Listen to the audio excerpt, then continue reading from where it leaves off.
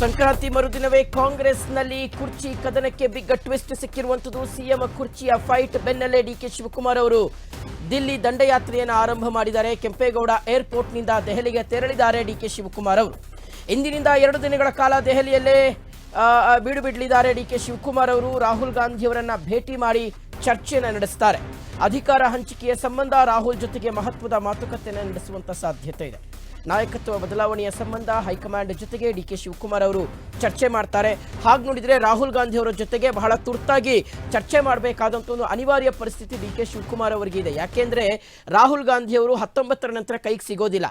ಅವರು 19ರ ನಂತರ ಮತ್ತೊಂದು ವಿದೇಶಿ ಪ್ರವಾಸವನ್ನ ಕೈಗೊಳ್ತಾ ಇದ್ದಾರೆ.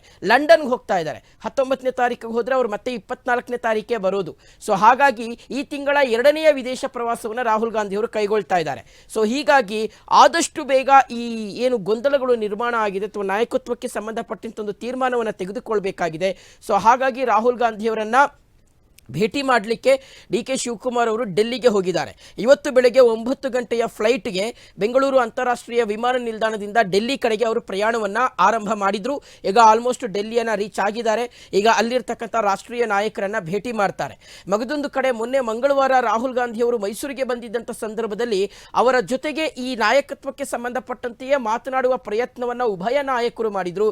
ಆದರೆ ಹೆಚ್ಚಿನ ಸಮಯಾವಕಾಶವನ್ನು ರಾಹುಲ್ ಗಾಂಧಿ ಅವರಿಗೆ ಕೊಡಲಿಕ್ಕೆ ಸಾಧ್ಯ ಆಗಲಿಲ್ಲ. ಯಾಕೆಂದ್ರೆ ಅವರು ತುಂಬಾ ಬರಿಯಲ್ಲಿದ್ರು. ಸೊ ಹಾಗಾಗಿ ರನ್ವೇಯಲ್ಲೇ ಕೇವಲ 2 ನಿಮಿಷ ಮಾತ್ರ ಮುಖ್ಯಮಂತ್ರಿಗಳು ಮತ್ತು ಉಪಮುಖ್ಯಮಂತ್ರಿಗಳ ಜೊತೆಗೆ ಪ್ರತ್ಯೇಕವಾಗಿ ಮಾತುಕತೆ ನಡೆಸಿ ಅದಾದ್ಮೇಲೆ ಮುಂದಿನ ಮಾತುಕತೆ ಏನಿದ್ರು ಸಹ ಡೆಲ್ಲಿಯಲ್ಲಿ ಮಾತನಾಡೋಣ ಅಂತ ಹೇಳಿ ಮತ್ತು ಡೆಲ್ಲಿಗೆ ಬನ್ನಿ ಅಂತ ಹೇಳಿ ಆಹ್ವಾನವನ್ನ ಕೊಟ್ಟು ರಾಹುಲ್ ಗಾಂಧಿ ಅವರು ಡೆಲ್ಲಿ ಕಡೆಗೆ ಹೋದ್ರು. ಸೊ ಈಗ ಸಂಕ್ರಾಂತಿಯ ನಂತರ ನಿನ್ನೆ ಸಂಕ್ರಾಂತಿ ಹಬ್ಬ ಆಯಿತು. ಇವತ್ತು ಡಿಕೆ ಶಿವಕುಮಾರ್ ಅವರು ಬೆಳ್ಳಂಬೆಳಗ್ಗೆ 9 ಗಂಟೆಯ ಫ್ಲೈಟ್ಗೆ ಡೆಲ್ಲಿಯ ಕಡೆಗೆ ಮುಖ ಮಾಡಿದ್ದಾರೆ. ಸೊ ಯಾವ ರೀತಿಯಾದಂತಹ ರಿಸಲ್ಟ್ ಹೊರಗಡೆ ಬರುತ್ತೆ ಅನ್ನೋದು ಗೊತ್ತಿಲ್ಲ.